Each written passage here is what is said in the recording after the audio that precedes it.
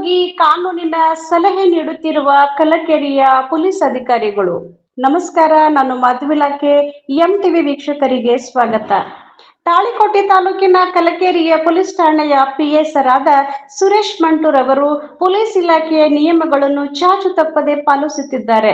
ಅವರ ಆದೇಶದಂತೆ ಪೊಲೀಸ್ ಸಿಬ್ಬಂದಿಗಳಾದ ದೇವೇಂದ್ರ ಹುಳಂಕಿ, ಕಂಡಪ್ಪ ಈಚೂರ್, ಹಳೇಸ್ಗರ್, ನಬಿ, ಕುಂಬಾರ್, ರಾಜು, ಮಲ್ಲಿಕಾರ್ಜುನ್, ಬಸವರಾಜ್, ಶಿವಶಂಕರ್ ಮತ್ತು ಎಲ್ಲ ಪೊಲೀಸರು ಮನೆ ಮನೆಗೆ ಹೋಗಿ ಜನಸಾಮಾನ್ಯರ ಅಹವಾಲುಗಳನ್ನು ಸ್ವೀಕರಿಸಿ ಕಾನೂನು ಸಲಹೆ ನೀಡಿದ್ದರು.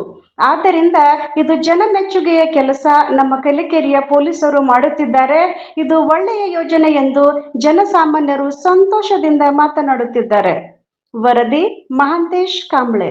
ಅಡವ್ಯಾಗ ಜಮೀನಿಲ್ರಿ, ಏನು ನಾವು ಹ್ಯಾಂಗ್ ಮಾಡಬೇಕು, ಹ್ಯಾಂಗ್ ಬದುಕಬೇಕು ಅದಕ್ಕೆ ನಮ್ಗೆ ಬೇಕ್ರಿ.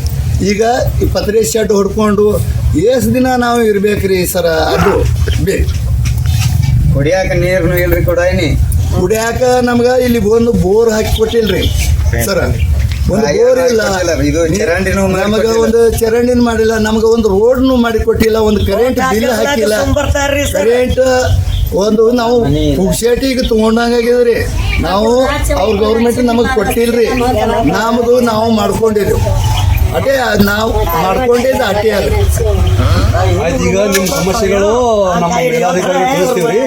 ತಿಳಿಸಿ ಇದು ಮನೆ ಮನೆ ಪೊಲೀಸ್ ಕಾರ್ಯಕ್ರಮ ಮುಖಾಂತರ ಸಂಬಂಧಪಟ್ಟ ಇಲಾಖೆಯವರು ತಿಳಿಸಿ ನಮ್ಮ ಮೇಲಾಧಿಕಾರಿ ತಿಳಿಸಿ ಆ ಸಮಸ್ಯೆ ಪರಿಹಾರ ಮಾಡಕ್ಕೆ ನಾವು ಪ್ರಯತ್ನ ಮಾಡ್ತೀವಿ, ಪ್ರಾಮಾಣಿಕವಾಗಿ ಪ್ರಯತ್ನ ಮಾಡ್ತೀವಿ.